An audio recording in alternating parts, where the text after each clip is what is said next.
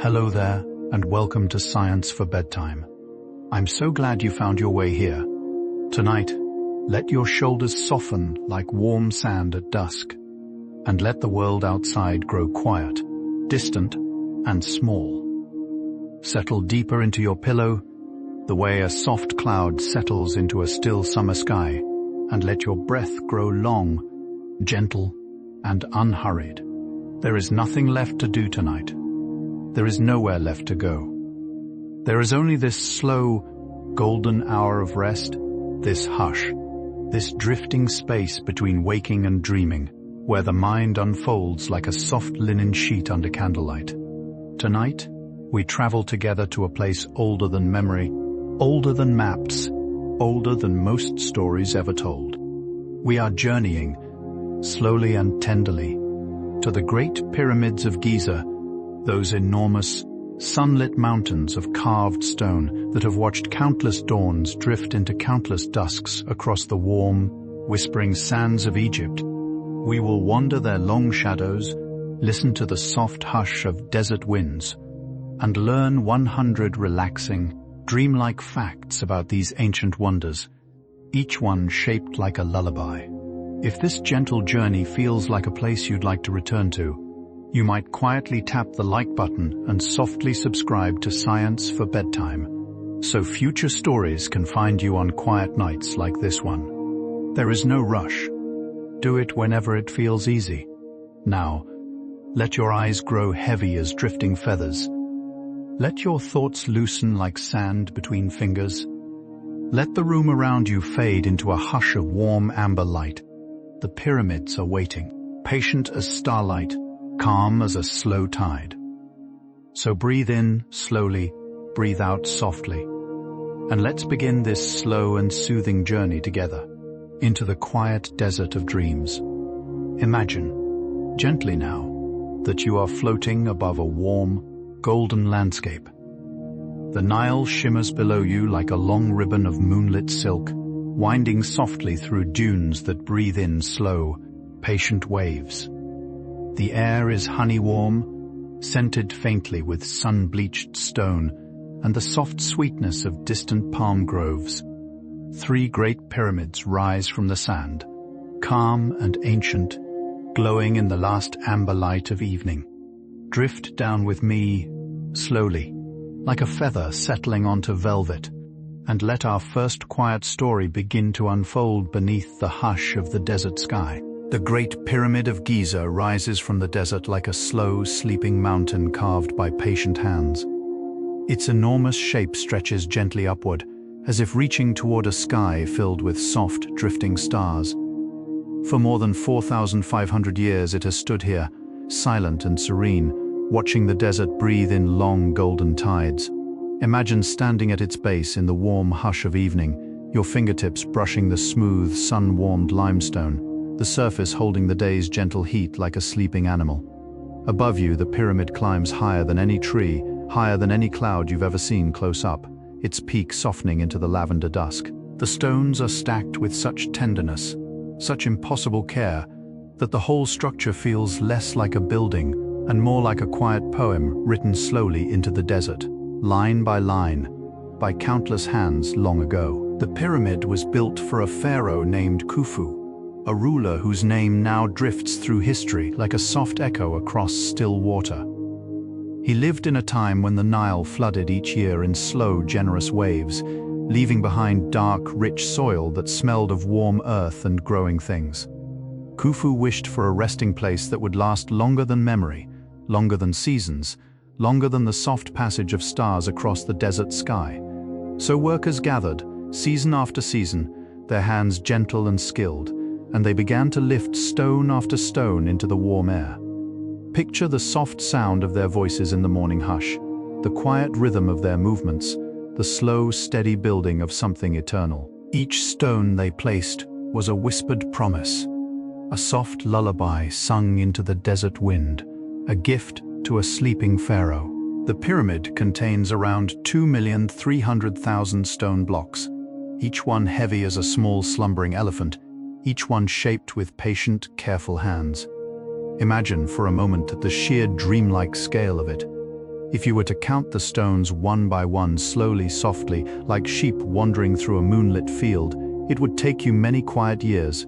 Each block was cut from limestone quarries nearby, then floated gently down the Nile on flat wooden boats during the season of flooding, when the river spread its arms wide across the land.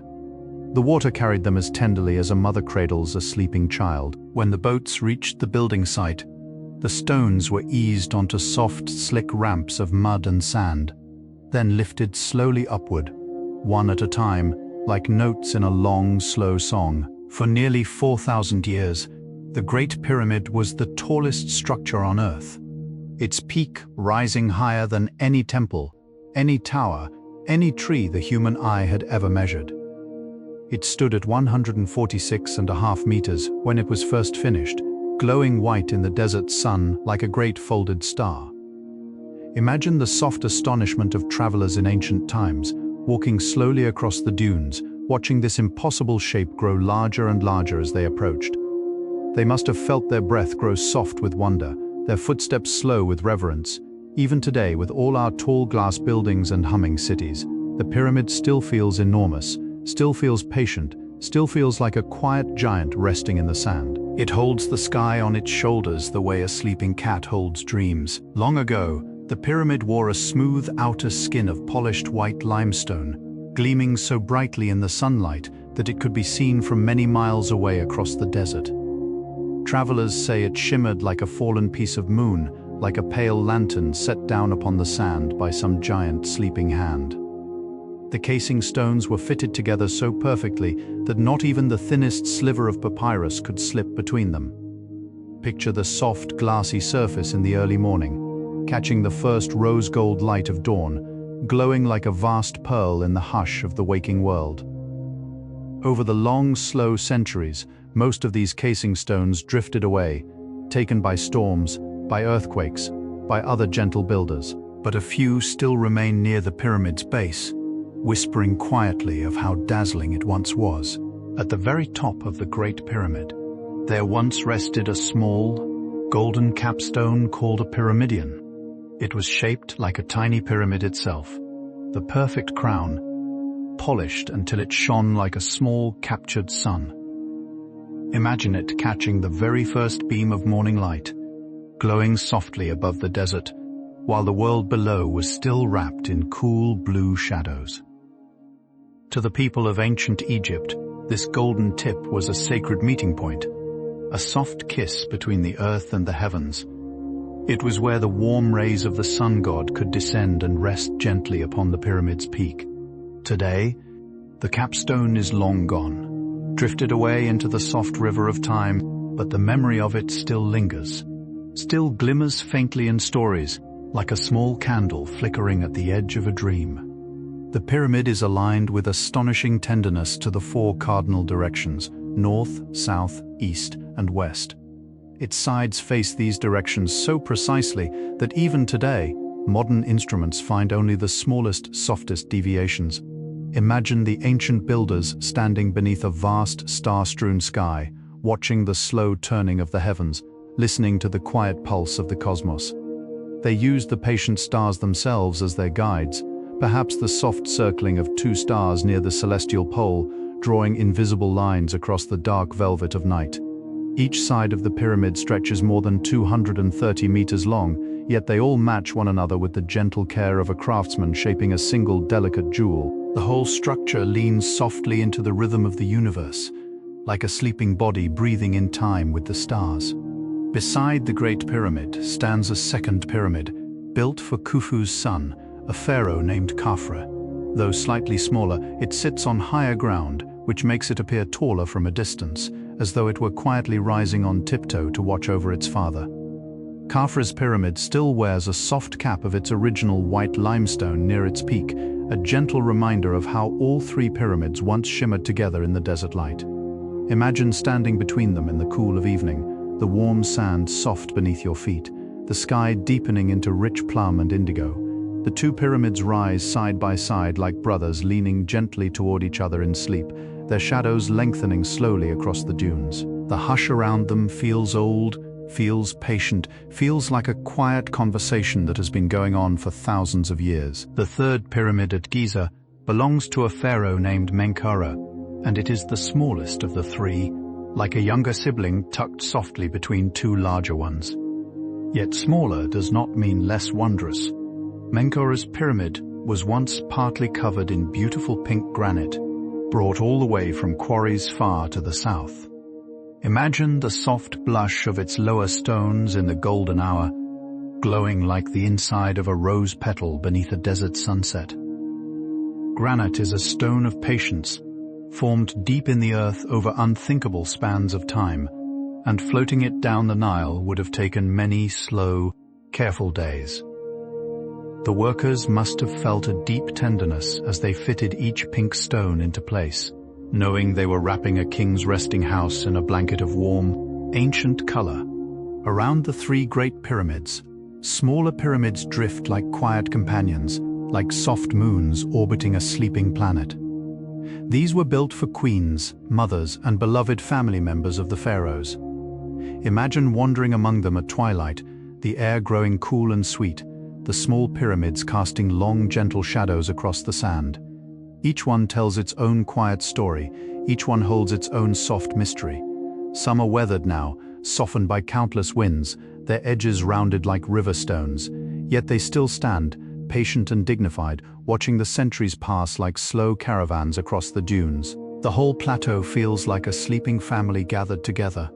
The great pyramids in the center, the smaller ones nestled around them, all dreaming the same long dream beneath the same vast star-soaked sky. The hush between them is tender, ancient, deeply restful. Watching over all the pyramids lies the great Sphinx, a massive figure carved from a single ridge of limestone, with the body of a lion and the face of a pharaoh. It stretches out across the sand like a great sleeping cat, its enormous paws extended forward, its calm gaze fixed eternally toward the rising sun. Imagine standing before it in the soft hush of dawn, the first golden light spilling slowly across its weathered face, warming its ancient stone like a gentle hand. For thousands of years, the Sphinx has waited here, patient and silent, watching the river of time flow past.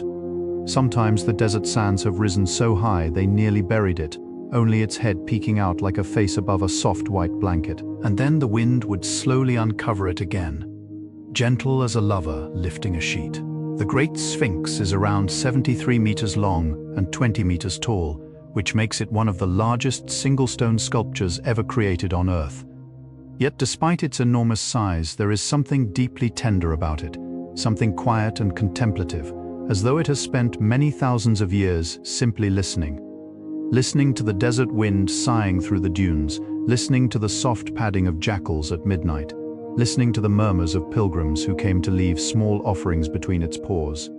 Imagine, in the soft hush of evening, sitting at a respectful distance and watching its profile glow rose and gold against the darkening sky. The Sphinx feels less like a monument and more like a great patient presence, a guardian of dreams, a keeper of the long, slow secrets that only the desert truly knows. Between the paws of the Sphinx rests a small pink granite slab, known as the Dream Stele, placed there by a young prince long ago. The story tells that this prince, weary from hunting one warm afternoon, lay down to rest in the soft shade of the Sphinx's paws and fell into a deep, sweet sleep. In his dream, the Sphinx itself spoke to him, gently, like a wise old voice rising from beneath the sand, asking him to clear away the dunes that had buried its body.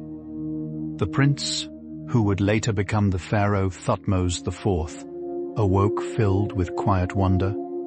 He kept his promise, and the Sphinx was uncovered once more. Imagine the softness of that ancient afternoon, the slow drift of warm sand, the gentle dream that linked a sleeping prince to an ancient stone guardian beneath the patient sun. The pyramids were not built by enslaved people, as old stories sometimes suggest, but by skilled workers who lived in nearby villages of their own. Archaeologists have found these workers' homes, their tools, their bakeries, even the soft remains of their meals. Imagine the slow golden mornings in those villages, The gentle smell of warm bread rising from clay ovens, the soft murmur of voices preparing for another day of building. The workers ate beef and fish, drank sweet barley beer, and slept in small, comfortable houses beside one another like a great, gentle family. They were proud of their work, and many of them carved small, playful inscriptions into the stones, leaving little signatures and team names like soft fingerprints on the Great Pyramid. They were the sleeping hands behind the wonder, deeply human, tenderly skilled, gently remembered.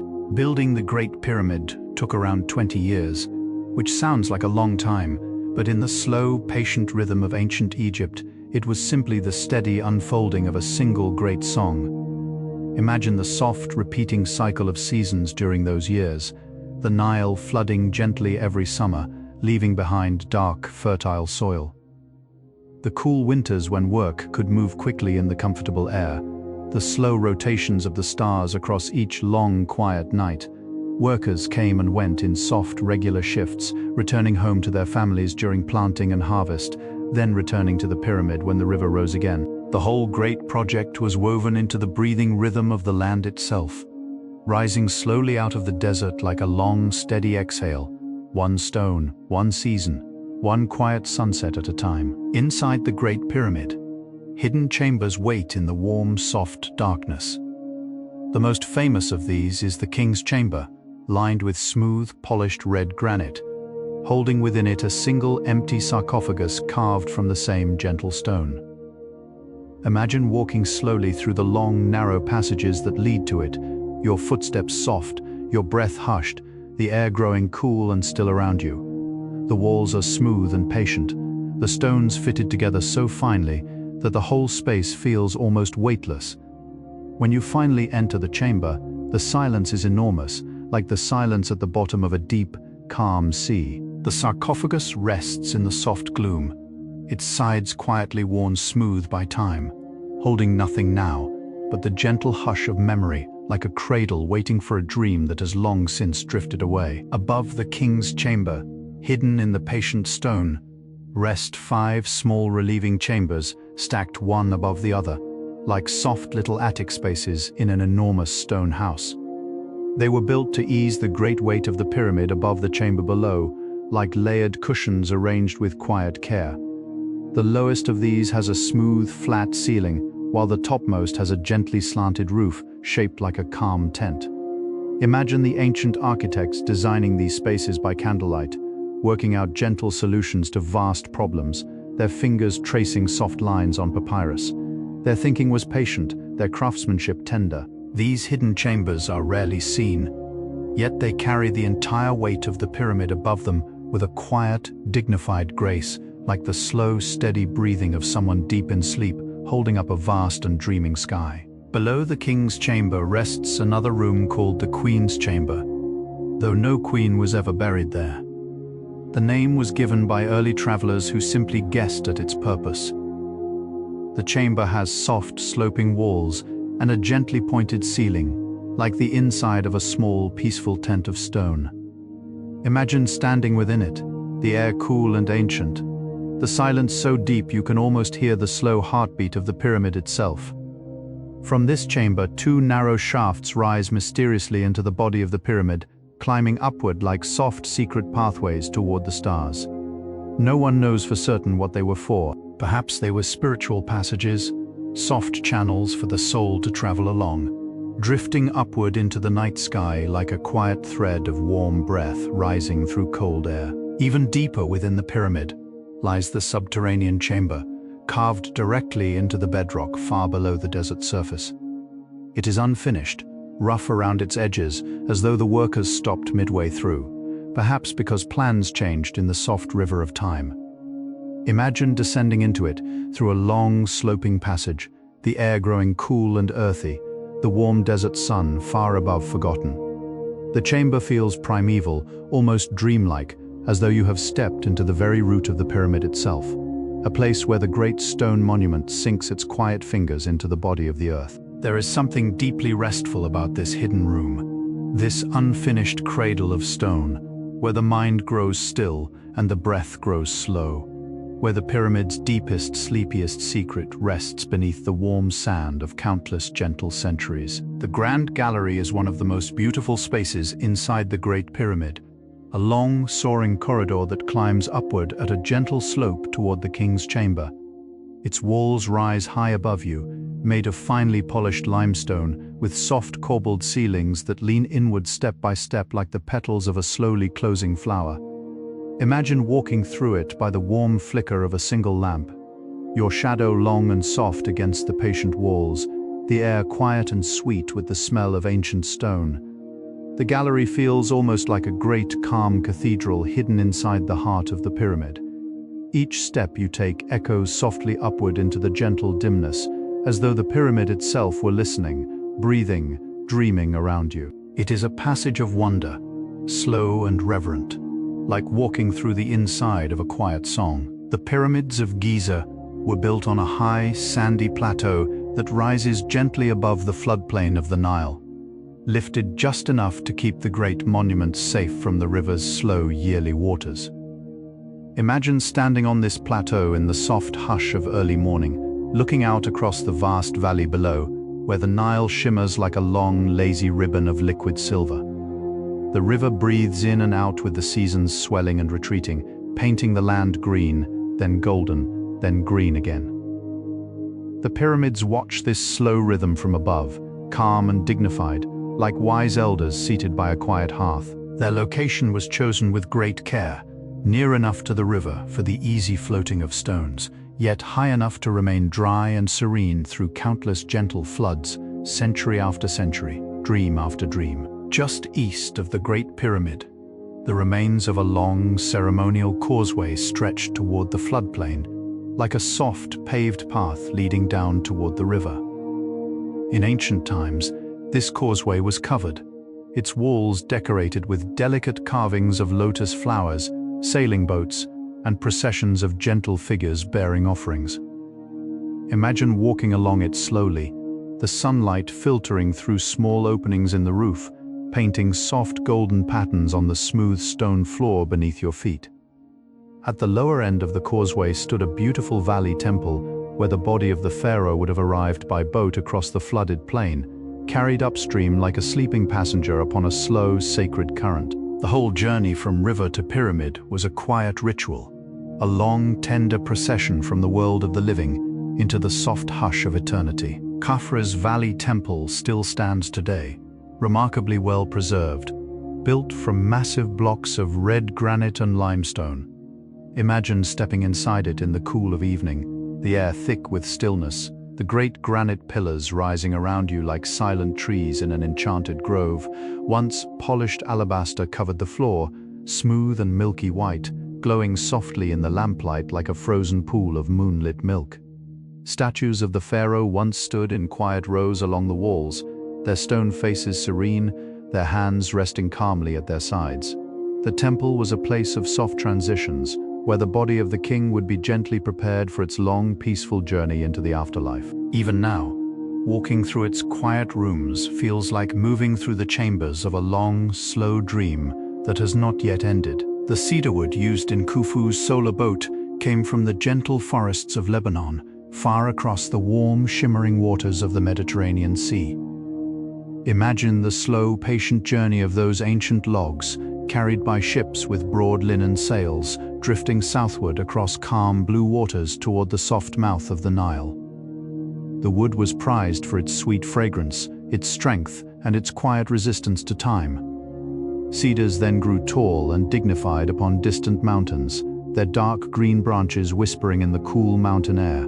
To bring such timber to Egypt was a slow, careful effort, woven through years of friendship between distant lands. When the wood arrived in Giza, it was shaped by skilled hands into long, graceful planks, then bound together with thick ropes of papyrus and grass, like the soft stitching of a great wooden quilt set adrift upon a sleeping sea.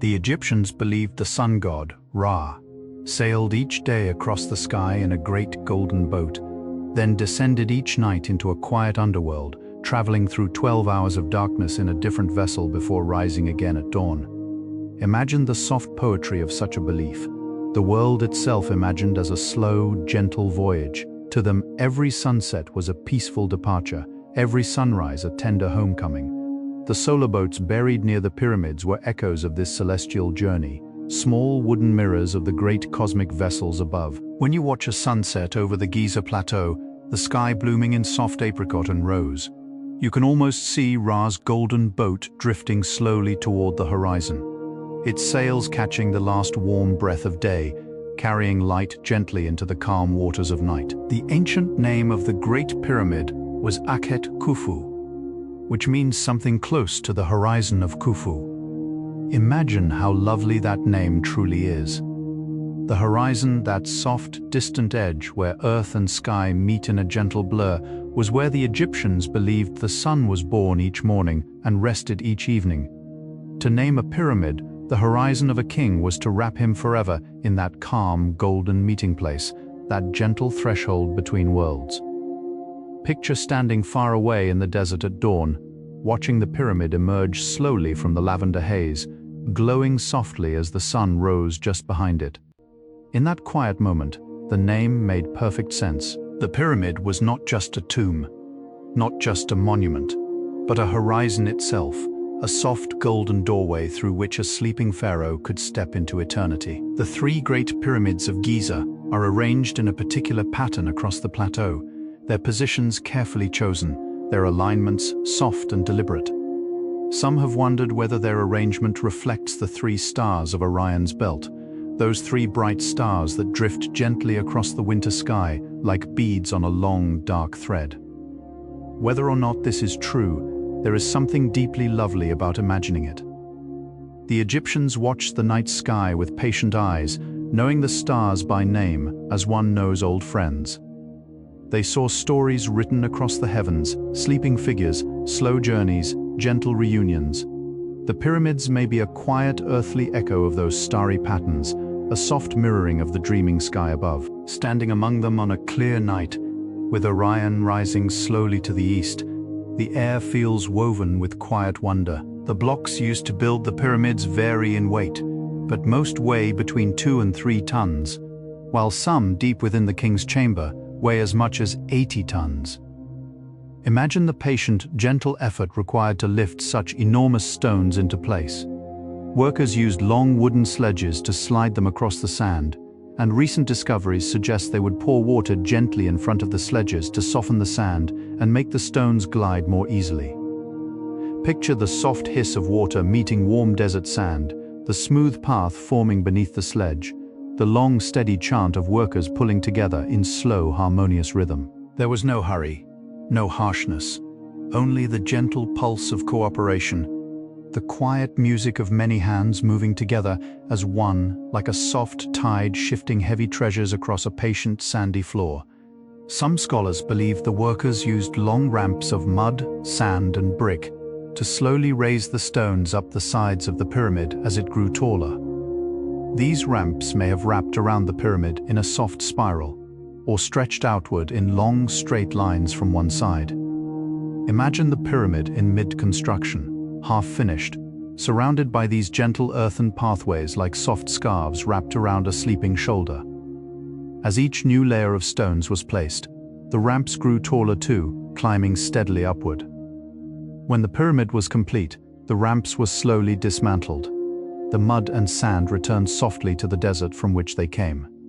Nothing was wasted, nothing was harsh. The whole great work was a patient conversation between earth and stone, a slow embrace, a long, dreamlike dance of building and gentle unbuilding. The limestone for the outer casing of the Great Pyramid came from quarries at Tura, just across the Nile from Giza.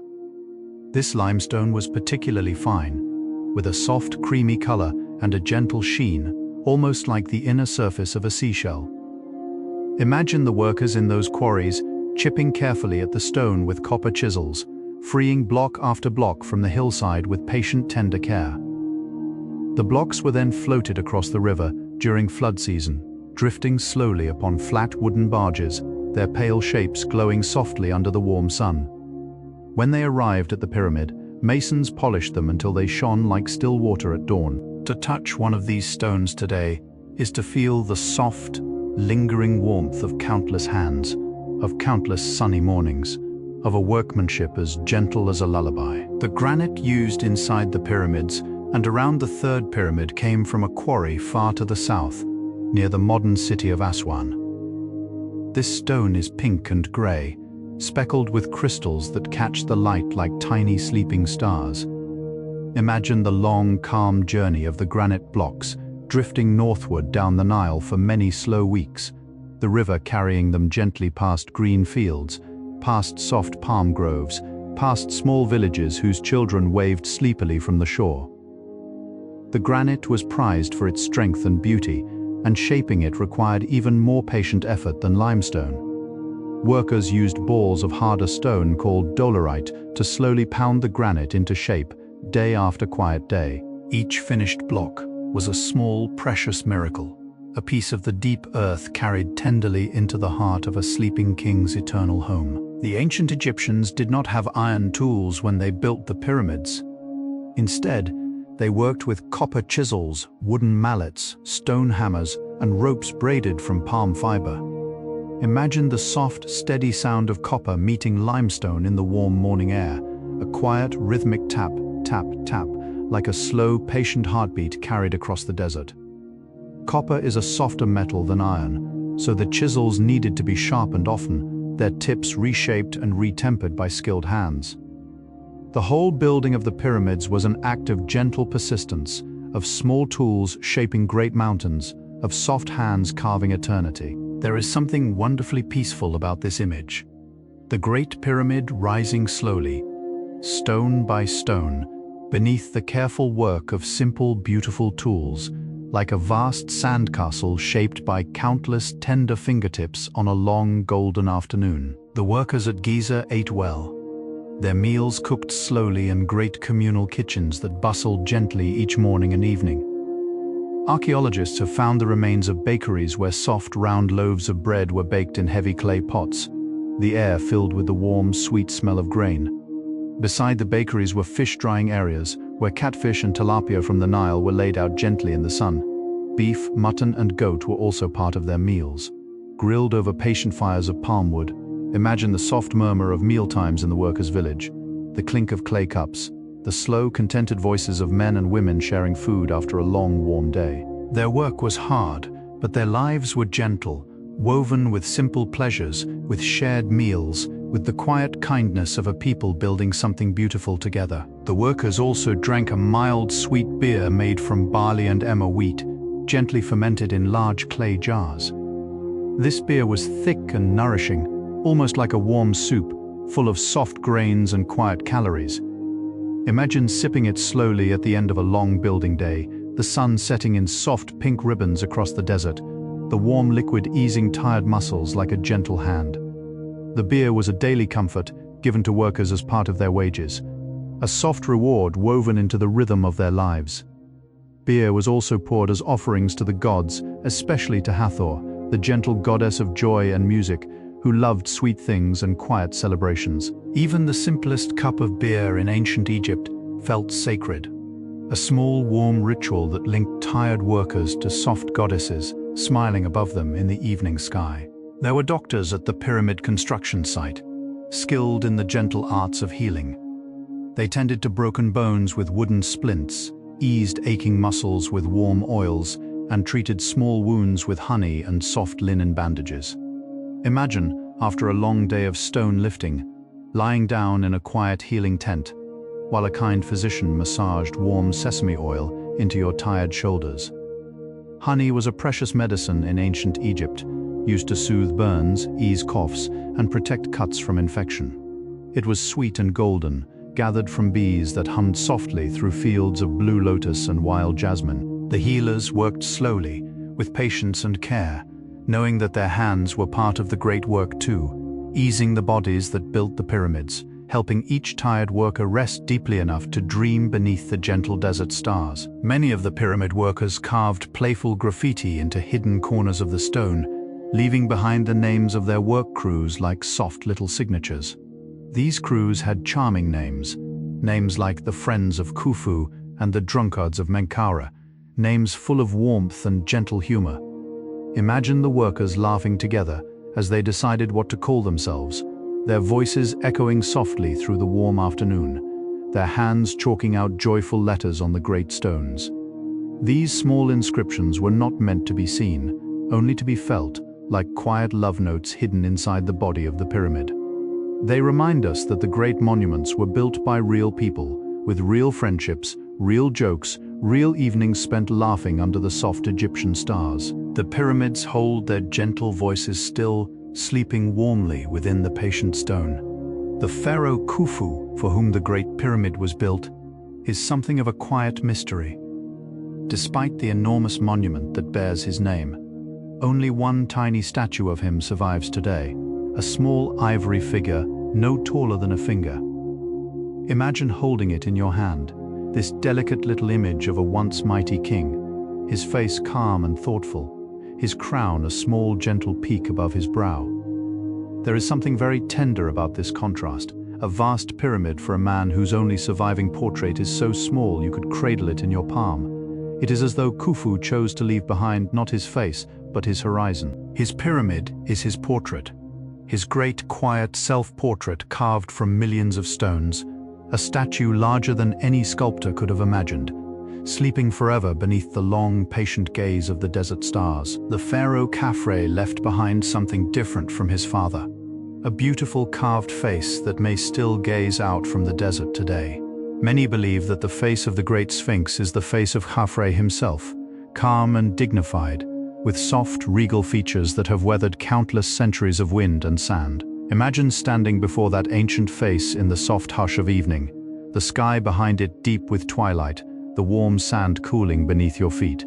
Even worn smooth by time, the expression of the Sphinx still feels gentle, still feels patient, like the face of a king dreaming a long, peaceful dream. To the Egyptians, this was a face that united the wisdom of a human ruler with the strength of a sleeping lion, a soft and powerful guardian watching over the eternity of the pyramids. The great Sphinx once wore a beautiful royal headdress called a nemes, the striped cloth that all Egyptian pharaohs were depicted wearing. The headdress falls gently behind the ears and gathers softly at the nape, and its painted stripes would have been bright once, gleaming in soft blues and golds beneath the desert sun. There may also once have been a long, ceremonial beard attached to the Sphinx's chin, curving gently downward like a delicate braided ribbon of stone. Pieces of this beard have been found near the Sphinx's paws, broken away by long, patient time. Imagine the Sphinx in its earliest days, freshly painted and crowned, its colors soft against the warm beige of the desert. It would have looked almost like a great sleeping king lying upon the sand, its head lifted gently, watching the calm horizon with quiet, painted eyes. The pyramids and the Sphinx have inspired countless travelers over the ages, drawing pilgrims and dreamers across deserts and seas to stand quietly in their presence. Long ago, Greek and Roman visitors carved soft inscriptions into the stones, leaving their names like gentle whispers across thousands of years. Imagine a Roman traveler arriving by camel in the cool of dawn, his eyes widening softly at the first sight of the pyramids rising from the mist. He would have felt small, humbled, hushed, the way one feels when standing beside something far older than oneself.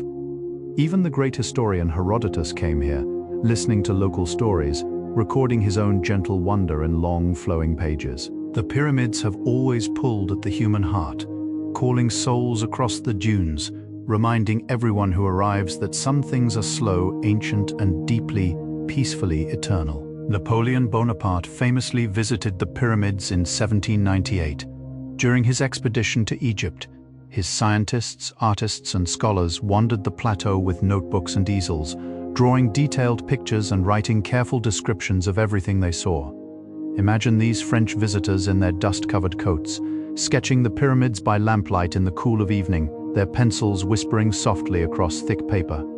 They produced an enormous, beautifully illustrated book called the Description de l'Egypte, filled with delicate drawings of pyramids, statues, and quiet desert landscapes.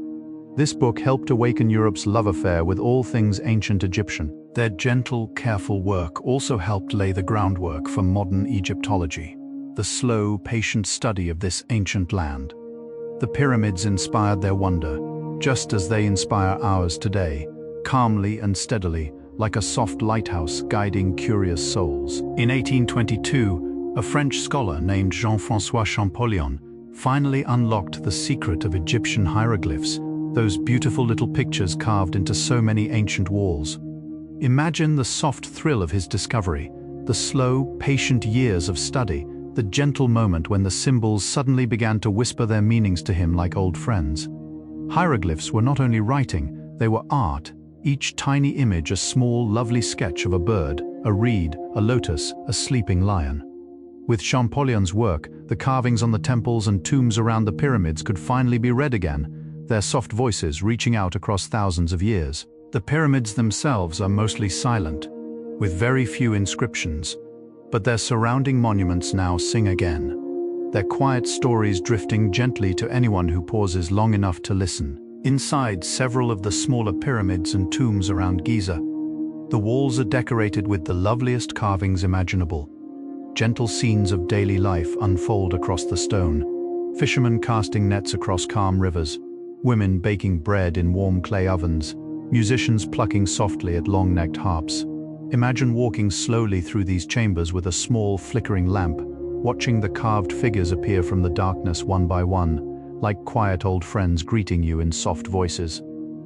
There are scenes of cattle grazing, of geese being fed, of children playing gentle games beneath shade trees. These are not grand or fearsome images. They are tender, quiet pictures of a beloved everyday world, carefully preserved so the dead could carry that calm beauty with them into the long, peaceful afterlife. The walls are full of soft, dreaming life. The Egyptians believed that every person had several different parts to their soul. There was the Ka, a vital spirit double, and the Ba, a winged version of the self that could fly between worlds. Imagine the Ba as a gentle bird with a human face, drifting softly between the body and the heavens, returning each evening to rest beside the sleeping pharaoh in his pyramid. The pyramid was designed to keep the Ka and Ba safe, comfortable, and well-fed. Offering tables in the surrounding temples held endless gifts of bread, beer, fruit, and flowers, prepared with quiet love by priests. The whole architecture of the pyramid was woven from this tender belief that the soul in its many soft forms could rest, travel, and return, like a flock of small, gentle birds settling each night into the warm, quiet branches of an evergreen tree. The Egyptians also believed in a soft, important moment after death, called the weighing of the heart. The deceased would stand in a calm, beautiful hall, watched over by gentle gods, and their heart would be placed upon a delicate scale. On the other side rested a single, soft white feather, the feather of Maat, the goddess of truth and harmony.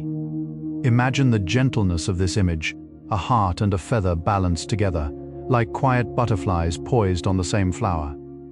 If the heart was as light as the feather, the soul could pass into the beautiful afterlife of fields and rivers. The whole judgment was not harsh but tender, a soft asking of how lightly one had walked through the world. The pyramid was a launching place for this gentle journey, a quiet cradle resting beneath a sky of calm stars. The Egyptians prepared their dead with extraordinary care, wrapping them gently in long, soft strips of fine linen, often hundreds of meters in length. These were the mummies, prepared so the body could remain peaceful, intact, and beautiful in the long sleep ahead. Imagine the embalmers working quietly in the warm shade of palm-roofed workshops, their hands tender, their voices low and reverent. Sweet oils, fragrant resins, and delicate spices were smoothed into the linen, filling the air with soft scents of myrrh and cedar. Small protective amulets, shaped like tiny scarabs and hearts, were placed gently between the wrappings, small whispered prayers in stone and gold. The whole ritual was a slow, loving farewell, a tender preparation for sleep, like tucking a beloved family member softly into bed beneath warm, fragrant blankets for a long and peaceful night. Mummification took around 70 days, a slow and gentle process that mirrored the soft cycles of the stars. 70 days was also the time the bright star Sirius spent below the horizon each year, before rising again at dawn to mark the coming flood of the Nile. Imagine the beautiful symbolism of this connection. The mummy slept for as long as the sacred star slept, and when both reappeared, Life and renewal returned with them.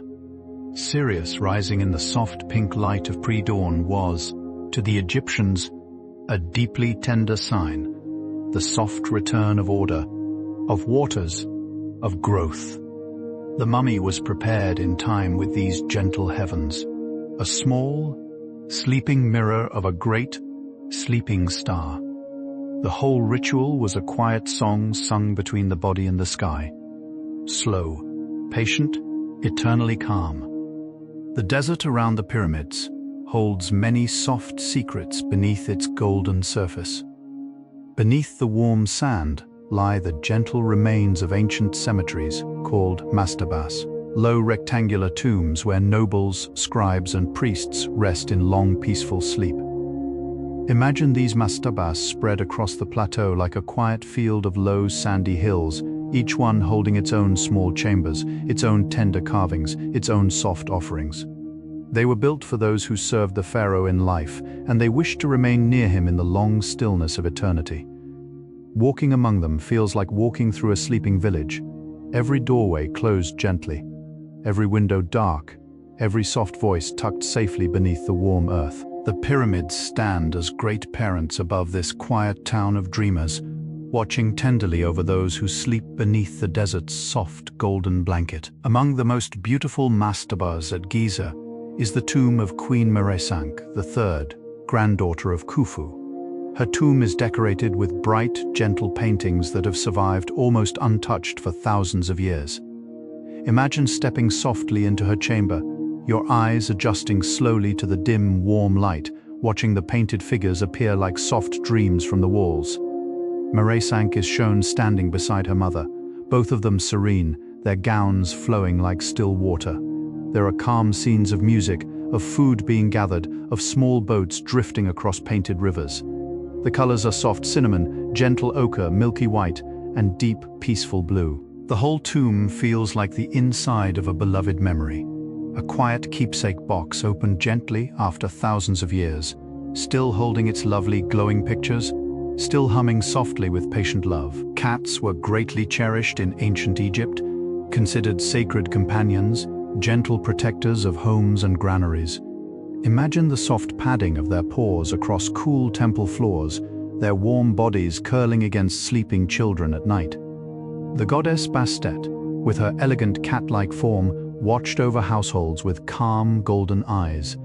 Cats were so beloved that many were carefully mummified after death, wrapped in linen with the same tenderness given to people. Around the pyramids, the spirits of countless gentle cats are imagined still drifting between the stones, soft and silent, with eyes like small green moons.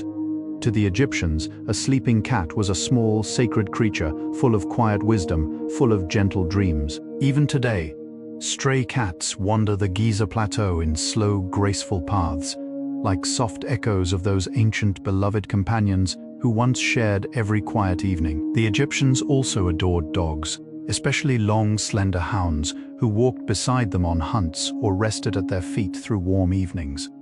Anubis, the gentle god of mummification and the soft passage between worlds, took the form of a calm, dark, jackal-like dog with long ears and quiet, watchful eyes. He stood guard at the edge of the afterlife, ready to lead each soul kindly across the threshold. Imagine Anubis in your mind's eye, sitting patiently in the cool desert dusk, his slim body silhouetted against a soft pink sky. He was not a frightening figure, but a gentle one, a guide, a protector, a soft companion for the long, peaceful journey ahead. Around the pyramids, his presence is woven into many carvings, where he watches over sleeping figures with the tender attentiveness of a beloved family dog. Among the many small treasures discovered around the pyramids are tiny carved scarab beetles, made of soft stone and gentle blue faience, a beautiful glassy ceramic that shines like a calm summer sea. The scarab was a sacred symbol representing the slow, miraculous renewal of each new day. Imagine a real scarab beetle in the warm desert morning, rolling a small ball of earth before it, a quiet little engineer at work in the sand. To the Egyptians, this image suggested the sun itself rolled gently across the sky each day by an unseen, patient force.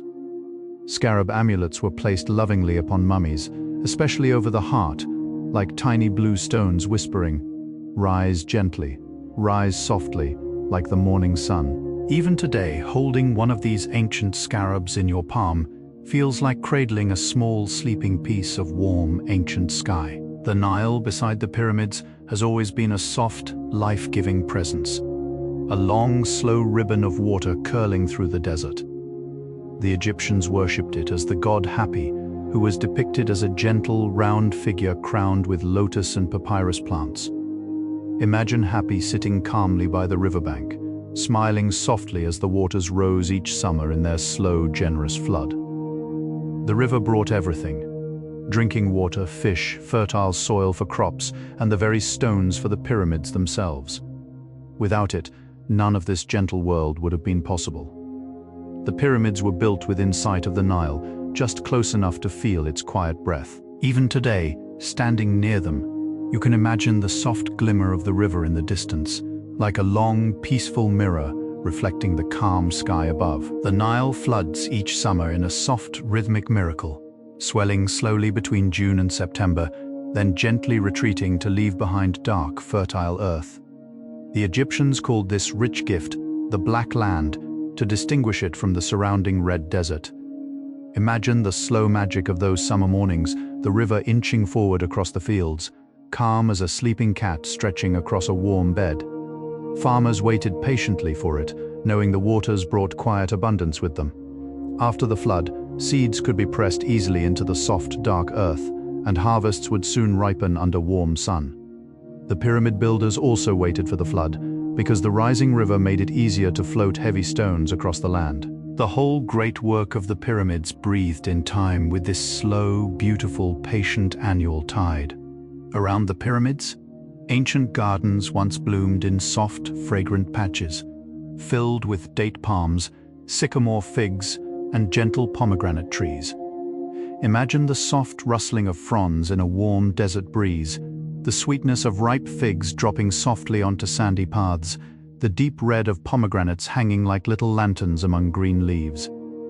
The Egyptians loved gardens, and they imagined the afterlife as a beautiful, eternal garden filled with quiet trees, soft fountains, and gentle birdsong. Wealthy nobles often had their tombs decorated with paintings of these dreamy gardens, hoping their souls could rest in such places forever. Even today, in the quiet villages near the pyramids, small palm groves still grow softly between sandy paths, their long shadows trembling gently across the warm earth, soft whispers of the dreamy gardens that once bloomed beneath the watchful pyramids. Lotus flowers were among the most beloved blossoms in ancient Egypt, growing softly in the calm marshes along the Nile.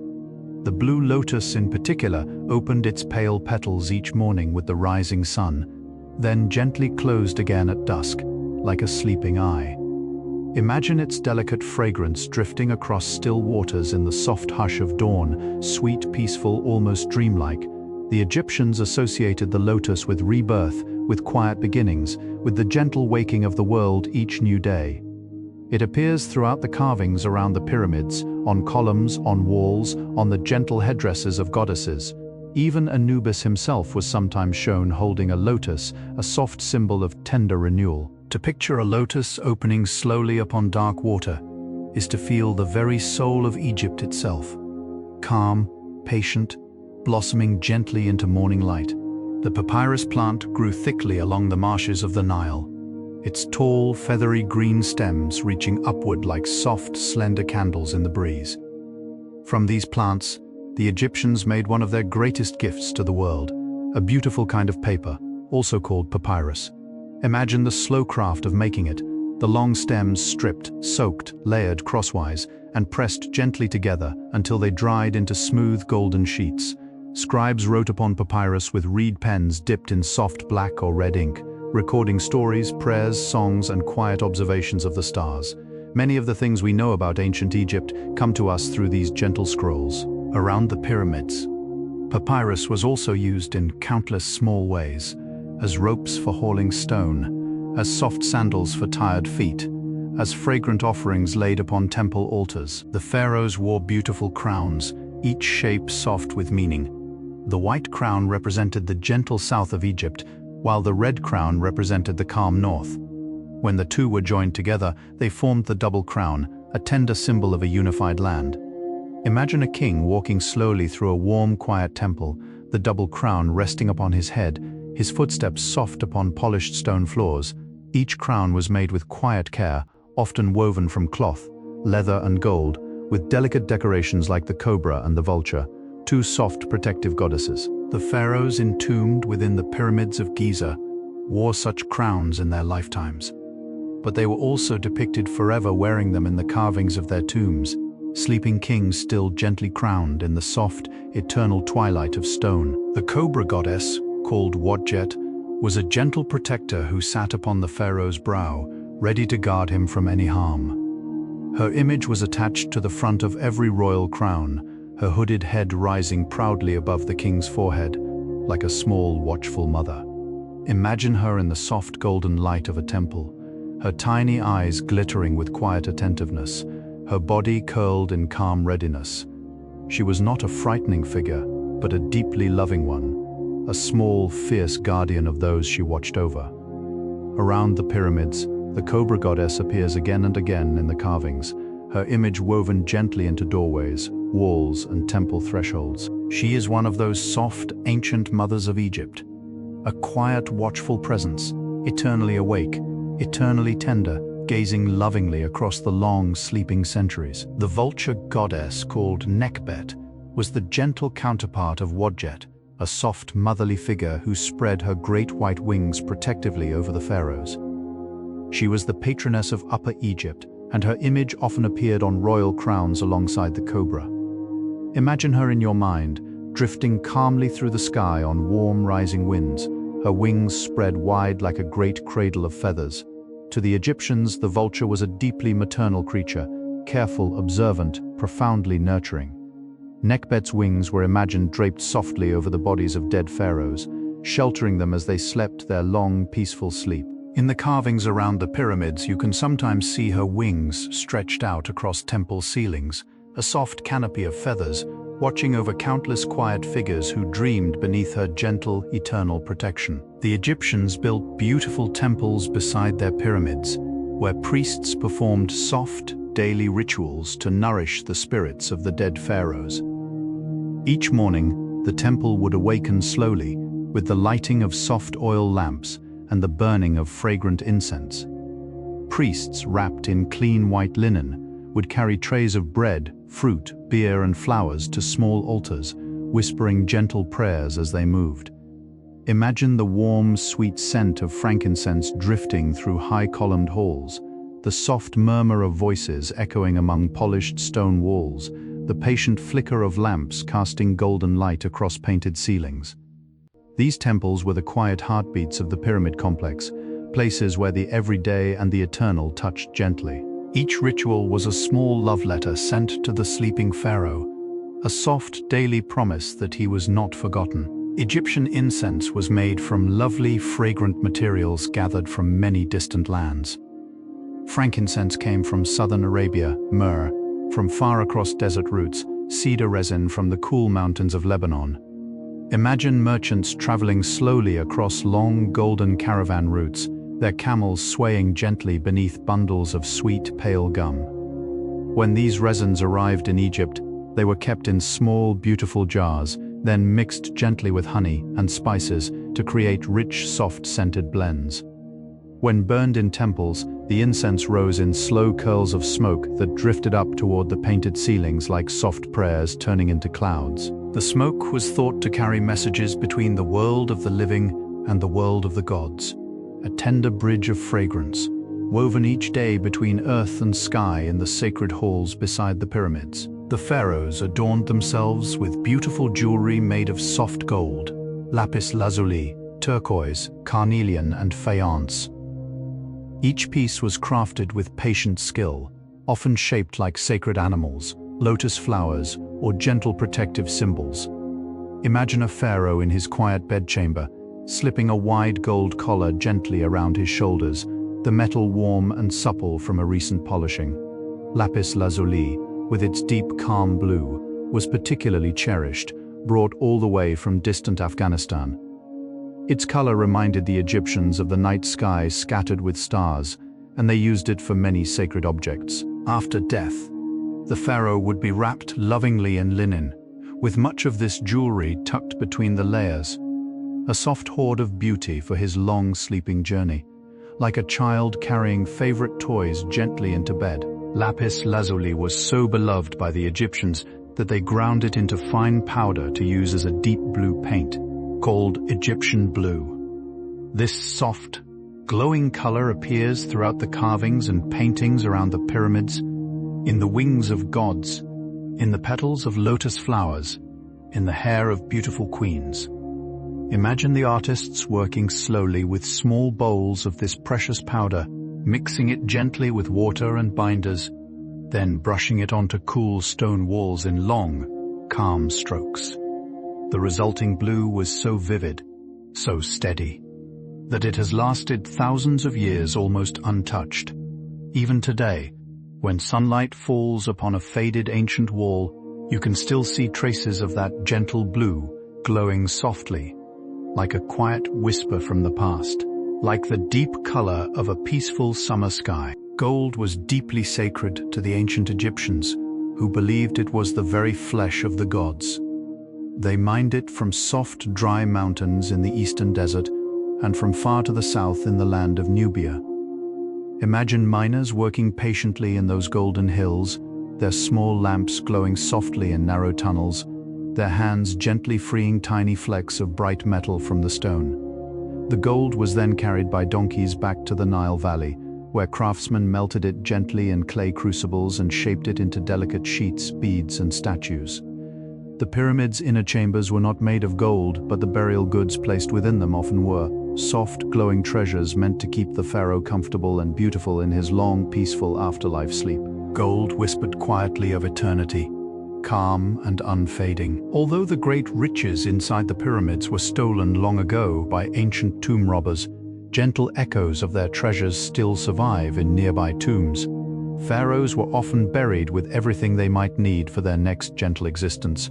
Beautiful furniture, carved boats, soft linens, painted boxes filled with quiet keepsakes.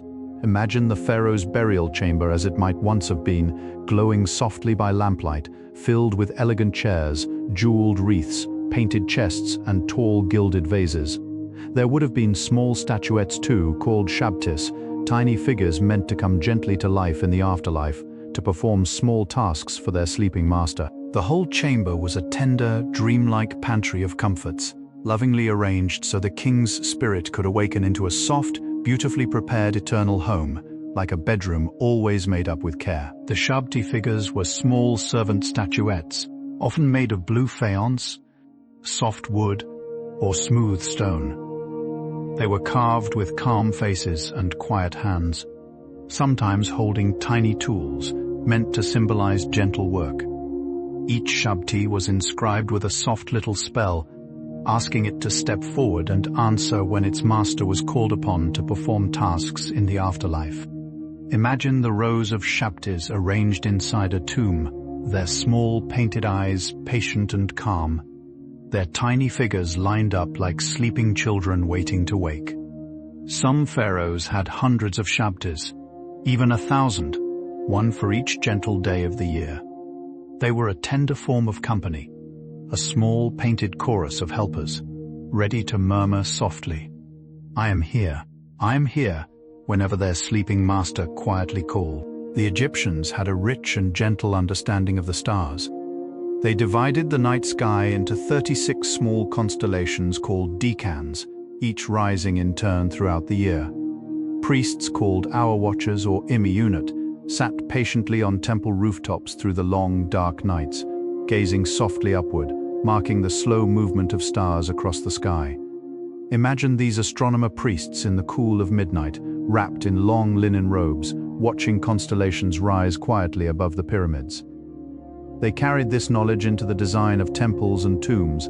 Painted ceilings often showed the sky goddess Nut, studded with stars, divided into the gentle decans. The whole heaven was treated as a slow, calm clock, ticking softly across the desert. The pyramids themselves were like quiet ground markers, anchored carefully to this great, ancient celestial map of dreams. The Egyptians invented a calendar of 365 days, divided into 3 soft seasons, each made up of 4 gentle months of 30 days.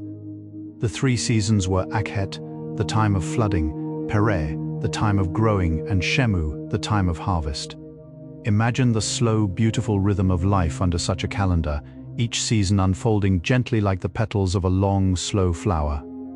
After the 360 days, 5 extra days were added at the end of the year, called epagomenal days, dedicated to the births of important gods.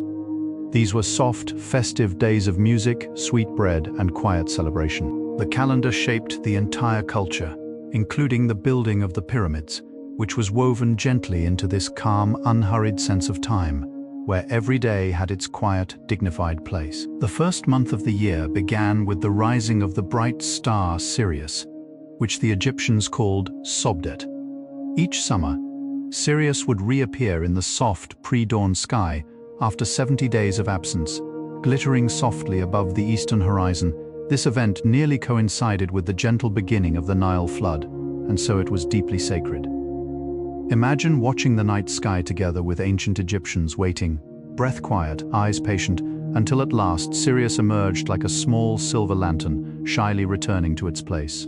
The whole land would erupt softly into joy and ritual. Festivals were held to welcome the star home. The pyramids stood beneath this returning light, their pale stones catching the first faint glimmer, as if greeting the gentle return of an old, beloved celestial friend after a long, soft absence. The Egyptians believed that gentle beings called the imperishable stars circled forever near the northern pole of the heavens, never sinking below the horizon. These were the unsleeping watchers, soft and steadfast, like calm lighthouses in a sea of moving stars. Pharaohs hoped, after death, to join these eternal stars, to drift gently with them through the night sky forever. Imagine looking up at the slow, circling stars near the celestial pole, their patient, quiet motion like the soft turning of a great star-shaped wheel. The pyramid's northern shafts pointed toward this region of sky, helping to guide the pharaoh's soul gently upward into that calm, eternal company. The whole image is incredibly tender. A sleeping king lifting softly from his stone cradle, joining a circle of gentle, eternal stars who never set, who never tire, who never stop their gentle dance. Beyond the stars, the Egyptians also paid close attention to the gentle face of the moon. The moon god Khufu was a calm, youthful figure, often depicted with a soft sidelock of hair and a crescent moon resting tenderly upon his head. He was thought to ease travelers across the night and to bring sweet, healing dreams. Imagine the soft, silver light of a full moon over the Giza plateau, painting the pyramids in pale, dreamy tones, casting long, gentle shadows across the sand. The moon's calm cycle from new to full, and back again, was a soft, recurring lullaby, a quiet rhythm that shaped festivals, songs, and the soft pulse of nightly prayers. To stand among the pyramids beneath a full moon is to feel held in Khufu's gentle gaze, soothed by his calm, silver light, ready for sleep. In the soft heart of the Egyptian belief was the goddess Maat, the gentle keeper of truth, balance, and quiet harmony. She was depicted as a calm woman, wearing a single soft white feather upon her head, a feather as light as a gentle thought. Maat was not loud or fierce, but quietly powerful, the soft thread that held the world together. The pharaohs were sworn to live in her gentle order, keeping the country balanced like a still pool of water. Imagine her standing softly in a temple corner, her painted figure serene, her feather catching the warm lamplight. Around the pyramids, her presence was woven into every ritual, every prayer, every soft promise to the gods. To feel Maat is to feel the calm of a settled evening, a balanced breath, a tender stillness, a world resting gently on a soft, silvery feather. The Egyptians cherished music, filling temples and homes with the soft sounds of harps, flutes, lyres, and gentle drums. Around the pyramid temples, priestesses called chantresses would sing lovely, slow hymns to honor the gods and the sleeping kings. Imagine their voices rising softly through warm, dim halls, blending with the patient strumming of harps, like quiet brooks weaving through small stones. The harp was a particularly beloved instrument, often shaped like a graceful curving boat, with strings that hummed gently when plucked. Many tomb paintings show musicians playing in calm, intimate scenes, their faces serene, their bodies leaning softly forward in concentration. The pyramids were not built in silence, but in the warm presence of music. Soft songs woven gently into the rising stones, lullabies whispered into the very heart of the great desert monuments. The sistrum was a gentle, sacred rattle, made of bronze or copper, with small loose discs that softly jingled when shaken. It was associated with the goddess Hathor, who loved music, joy, and gentle celebrations. Imagine its sweet, tinkling sound drifting through warm temple halls, light as falling petals, soft as small bells in a still summer garden. Priestesses shook sistrums slowly during rituals, their movements graceful, their hands lifting and lowering the instrument like soft punctuation in a peaceful song. The rattle was thought to delight the gods, to soothe their hearts, to call forth gentle blessings. Hathor herself, often depicted as a soft cow goddess crowned with a gentle sun disk, was a deeply nurturing figure. The pyramid temples sometimes echoed with her sweet music, a quiet bell song carrying calm joy across the slow, golden evenings of ancient Egypt. The Egyptians made beautiful perfumes from flowers, resins, and oils, blending them slowly in small clay vessels. Lotus, jasmine, lily, and myrrh were among the favorite ingredients, each carrying its own soft, dreamy fragrance. Imagine a small perfume workshop in the warm afternoon, the air sweet and heavy with blooming scents, women working patiently, mixing oils with petals like alchemists of gentle joy. These perfumes were not just pleasant, they were sacred, used in rituals, in healing, in the soft daily care of the body. Pharaohs and queens were buried with delicate perfume jars so they might carry their favorite scents into the afterlife. The whole atmosphere around the pyramid temples must have been deeply fragrant, soft with rising incense, sweet with flower oils, like a calm, perfumed garden where every breath was a small, peaceful prayer. A particular cone-shaped object called a perfume cone is often shown sitting gently atop the heads of figures at banquets in tomb paintings. These cones were thought to be made of soft-scented fat or wax, slowly melting through the long, warm evening, releasing fragrance into the air like a slow flower of perfume. Imagine guests at an ancient feast, their cones glistening softly under flickering lamplight, the air gradually filling with sweet, gentle aromas. Whether the cones were truly worn or only painted as a soft symbol, they remind us of how deeply the Egyptians loved fragrance, how it touched every part of life. To picture a quiet evening like this, fragrant lights, soft music, gentle conversation, is to feel almost lullabied by warmth itself, the way a sleepy child feels carried by the soft rhythms of a long, lovely meal. Egyptian banquets were calm, civilized, beautifully relaxed affairs.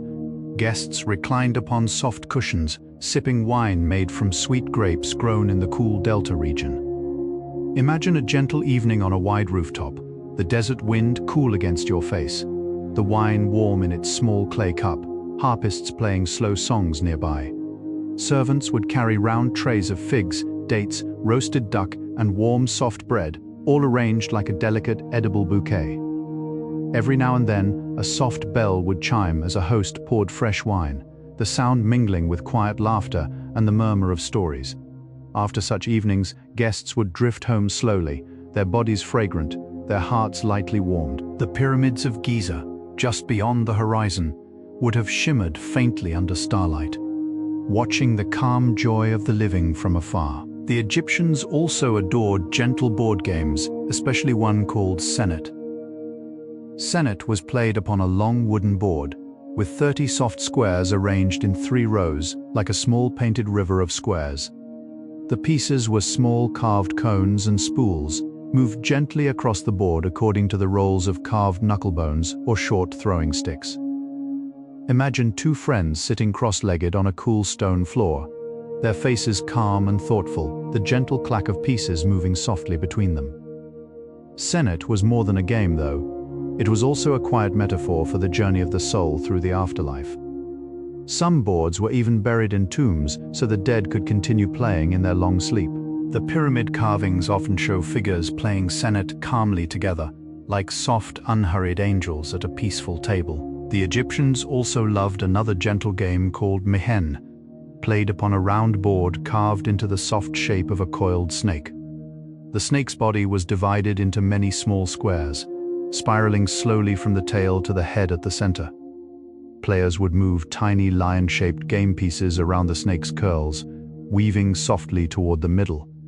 Imagine the soft, hypnotic shape of the spiral, the small lions creeping inward like sleepy creatures circling a warm hearth. The game was peaceful, dreamy, a calm meditation in motion. Mihen, the great gentle snake, was also a protective deity who curled himself softly around the sun god Ra each night to keep him safe during the dark hours. To play this gentle game was to enter a soft pattern of protection, a slow, calm spiral toward warmth and safety and dream. The Egyptians left behind beautiful, delicate love poems carved upon ostraca, those small flakes of pottery and limestone used as scrap paper in ancient times. These poems are tender, intimate, full of soft imagery: gardens, rivers, gentle birds, longing hearts. Imagine reading one of them slowly by lamplight, the warm flickering of the flame falling softly across the carved words. They speak of lovers meeting beneath fig trees, of girls braiding flowers into their hair, of sweet, breathless reunions in soft, quiet evenings.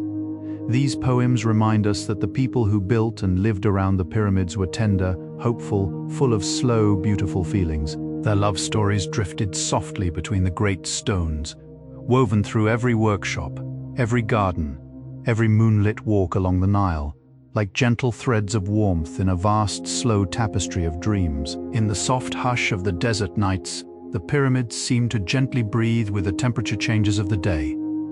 As the warm sun sets, the great stones cool slowly, releasing their warmth into the air like a calm exhalation. By dawn, they are cool to the touch, ready to receive the sun's first soft rays again. Imagine resting your palm against the pyramid's stone in the cool blue hour just before sunrise, feeling the patient stillness of the rock, the gentle promise that warmth will return. The pyramid lives in slow rhythms, breathing with the day, breathing with the seasons, breathing with the centuries. To stand near it is to feel the soft pulse of something vast and gentle, like resting your hand upon the side of an enormous sleeping creature whose breath you can almost feel. When the wind sweeps across the Giza plateau, it makes a soft, lingering sound around the pyramids, a slow whispering as it curls past their corners and edges. Imagine sitting quietly at the base of the Great Pyramid as evening deepens, listening to that gentle, hushing music. The wind seems to carry the voices of all the people who have ever passed by here: ancient builders, traveling pilgrims, dreamy poets, tired wanderers. Their voices are too soft to make out as words, just a calm, comforting presence woven into the air. The pyramid's surface is rough now, weathered by countless centuries, and the wind catches softly in its little crevices. It is a sound like a long, slow lullaby sung to itself across the desert. Even silence around the pyramid has a soft, warm quality, full of quiet history. Around the Giza plateau, small, graceful birds called desert larks live in the soft, sun-warmed crevices of the stones. Their songs are gentle, with sweet, fluttering notes that sound like little drops of water falling onto stillness. Imagine waking near the pyramids in the soft, pink hour of dawn, hearing one of these tiny birds calling out from a high, warm ledge. Their voices are like quiet companions to the great silent stones, weaving small ribbons of sound into the patient hush. Swallows also flit softly above the pyramids in the warm hours, catching insects in graceful looping curves. They flash brown and white against the bright sky, like little moving thoughts. Even the most enormous monuments share their lives with small, sweet creatures who fill the air gently with the soft music of feathers and song. Tiny lizards live among the pyramid stones too, slipping softly between cracks, basking peacefully in the warm afternoon sun. Their small bodies, sandy gold and patterned with soft brown markings, blend gently into the surrounding stone. Imagine watching one quiet lizard for a while, its little chest rising and falling slowly, its bright, dark eyes calm and unhurried. It might tilt its head softly, then disappear into a small crevice with a tiny, gentle whisper of movement. The pyramids are full of such small, peaceful lives: scarab beetles, lizards, larks, soft-winged moths. Each one belongs to the great, patient ecosystem of the desert, sharing the same warm stones, the same long, slow afternoons, the same gentle nights. They remind us that even the most ancient, monumental places are also tender homes, full of small, quiet, sleeping creatures. The desert beyond the pyramids stretches endlessly, full of soft, golden dunes that shift gently with the wind. Some dunes move slowly across the years, sliding by inches across the sand like sleeping animals, while others stay nearly still, anchored softly against ancient rock. Imagine standing alone in a quiet stretch of desert beyond the pyramid plateau, the dunes rolling out before you like soft, frozen waves of warm sand. The sky stretches enormously above, calm and pale, with only the faintest trace of cloud.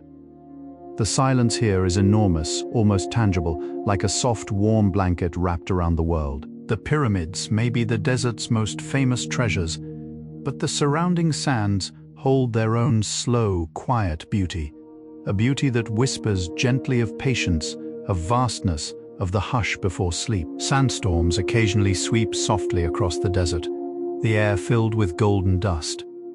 The pyramids stand calmly through them all, their massive shapes vague and dreamlike behind the swirling sand. Imagine watching a gentle sandstorm from a safe distance. The Great Pyramids glimpsed faintly through veils of moving gold, like enormous sleeping figures turning slowly under soft sheets.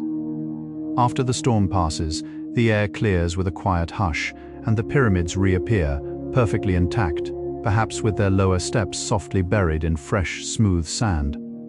The desert is always gently rearranging itself around them, like a sleeper shifting blankets through a long night. The pyramids accept this with infinite patience, never disturbed, never anxious, simply being, simply standing, simply dreaming on through every soft golden veil that the gentle desert weaves around them. The Pyramids of Giza were named one of the 7 wonders of the ancient world by Greek travelers long ago. Of all those wonders, the pyramids are the only ones still standing today, still patient, still dreaming, still rising softly from the desert. Imagine the tender persistence of this one survivor, this last gentle giant of the ancient list.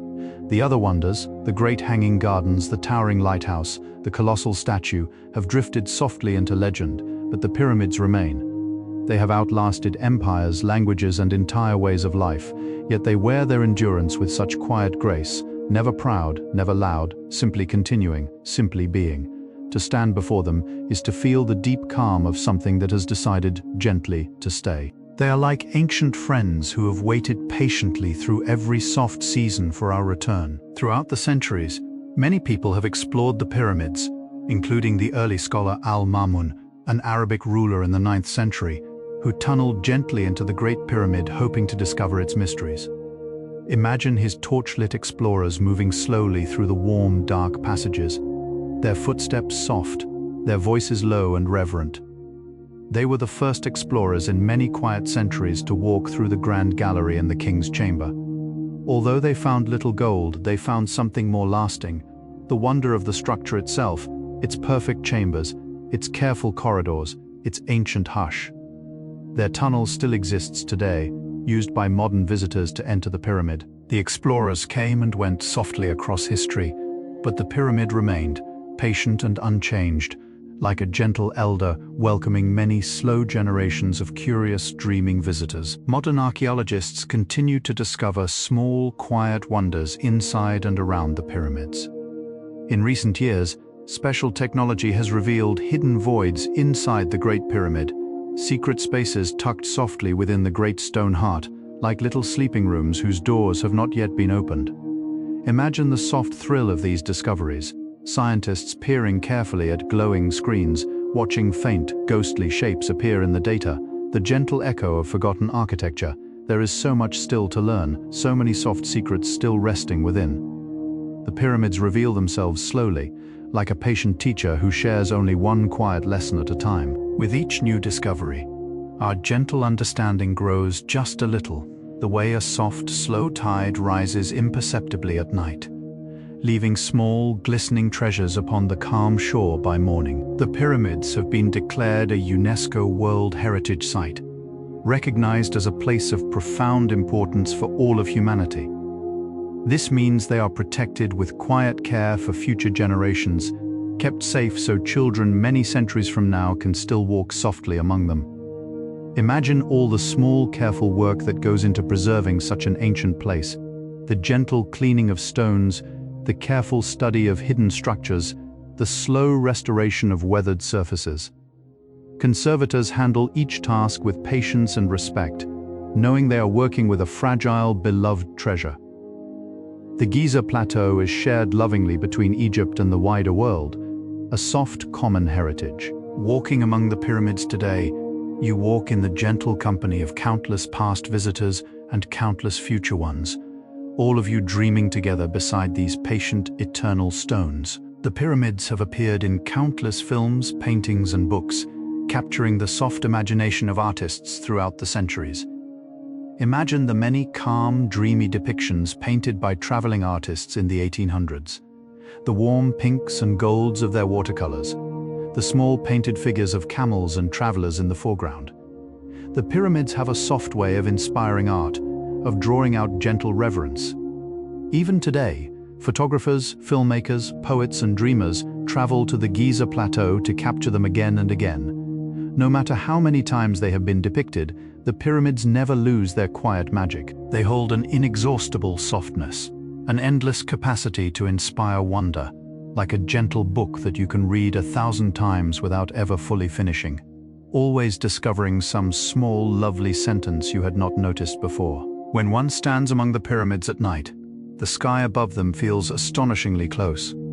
The Egyptian desert, far from the bright lights of cities, reveals a vast canopy of stars so dense they seem almost to drift downward, like a slow, glittering snowfall held softly against velvet.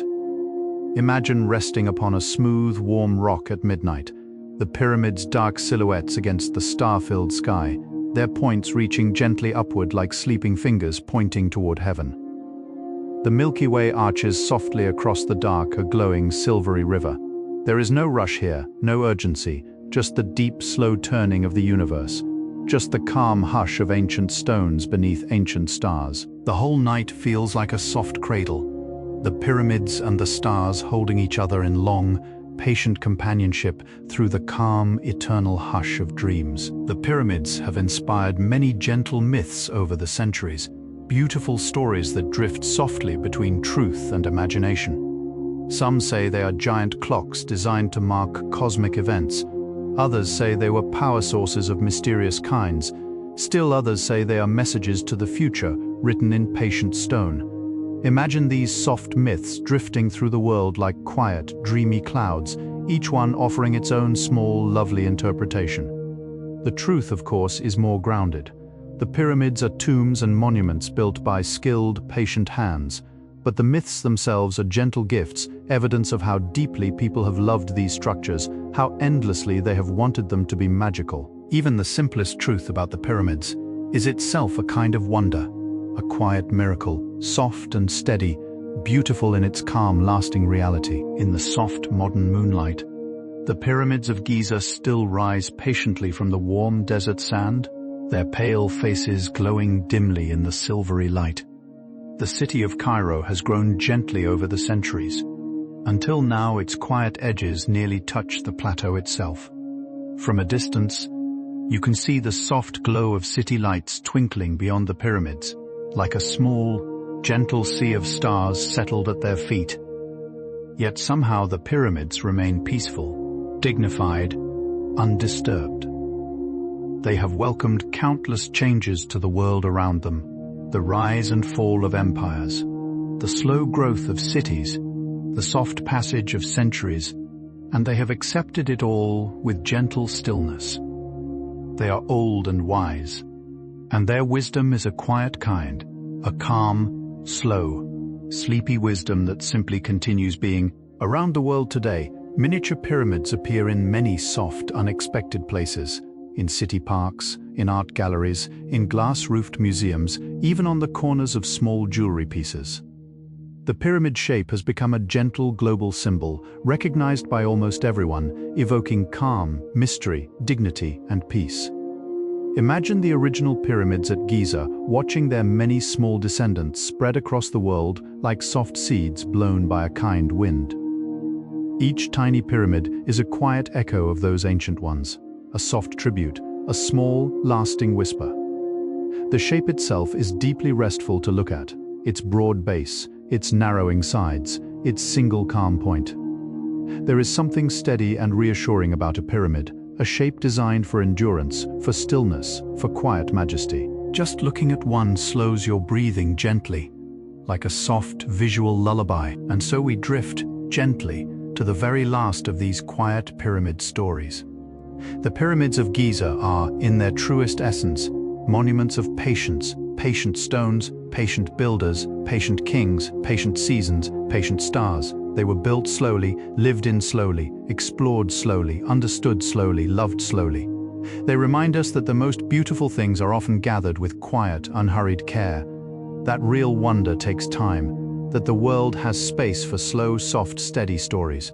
Imagine the pyramids in your mind one more time, glowing softly in the warm hush of evening, the desert cooling around them, the first stars opening like little flowers above. Let your breath grow gentle, your shoulders soft, your heart calm. The pyramids have stood there for thousands of years, dreaming patiently. And tonight, you may dream patiently too. And as our slow, dreaming journey through the pyramids softly draws toward its quiet end, let us pause for a few last gentle wonders. Like small candles set down softly along the closing path of a long, peaceful evening, the pyramids were never meant to be lonely. They were always part of a larger, tender community of monuments, surrounded by temples, causeways, smaller pyramids, mastabas, and gardens. Imagine the entire Giza plateau as a great, calm city of the soul, every building softly placed, every pathway gently considered, every shadow falling exactly where it ought to fall. The pyramids stand as the tallest dreamers in this quiet city, but they are not alone. They are held in the soft, patient embrace of countless other quieter structures, like gentle elders surrounded by a loving, sleeping family. The ancient Egyptians had a beautiful word, hetep, which means peace, calm, contentment, and gentle satisfaction. It was carved into countless offering tables and tombs around the pyramids, like a soft blessing repeated through the ages. Imagine that word whispered softly, hetep, like a long, slow exhale beneath warm starlight. It captures something deep about the spirit of the pyramids themselves, a great, lasting peace, a soft contentment carved into stone, a gentle, eternal calm offered freely to anyone who passes by. The pyramids have outlived almost everything else from their time. The languages spoken in their workshops, the small clay cups raised in their celebrations, the soft footsteps of their builders. Yet what remains is more than enough. They remain as quiet teachers, gentle elders, slow companions for every soul who comes to stand beneath their patient peaks. They have taught countless generations the soft beauty of endurance, the tender power of slowness, and the quiet glory of simply being still. And perhaps tonight, they have taught you something too. Perhaps they have whispered softly, through every story, through every soft image, that rest itself is a great, ancient art, that stillness is a kind of wisdom, that sleep is its own sacred building, made slowly, breath by gentle breath, just as a pyramid is built stone by patient stone. And now, dear listener, our long, soft journey through the pyramids of Giza comes gently to its close. Let your body sink even deeper into the warm comfort of your bed, like a small boat settling slowly upon a calm, glassy sea. Let your breath grow slow and tender. There's nothing more to do tonight. There is nowhere else to be. There is only this soft, golden hush, this drifting space between the waking world and the sweet country of dreams. Imagine, one last time, the Great Pyramids glowing softly in the deep blue twilight of the Egyptian desert. Their pale stones catch the very last whisper of evening light, glowing like sleeping lanterns at the edge of the world. The warm sand around them cools slowly, releasing the day's gentle heat into the calm night air. Above them, stars open one by one like small, quiet flowers, each one a soft pinprick of silver in the velvet sky. The Milky Way stretches across the heavens like a long, glowing river, and the pyramids stand patiently beneath it, dreaming as they have dreamed for thousands of peaceful years. You are held tonight in the same gentle hush that has held them. You are part of the same soft, patient world. The pyramids do not hurry. The stars do not hurry. The desert does not hurry. And tonight, you do not need to hurry either. Let your thoughts drift softly away like little paper boats upon a still pond, sailing slowly toward the quiet horizon of sleep. If this slow, dreamy journey has brought you comfort, you are warmly invited to return again to Science for Bedtime any night you wish, where more soft stories wait patiently to greet you, like old friends gathered quietly around a warm hearth. A gentle like, a soft subscribe, whenever it feels easy. For now, breathe in slowly, breathe out softly, and let the gentle desert wind carry you onward into rest. The pyramids are sleeping. The stars are sleeping. The whole warm, ancient world is sleeping with you. Good night and sleep deeply.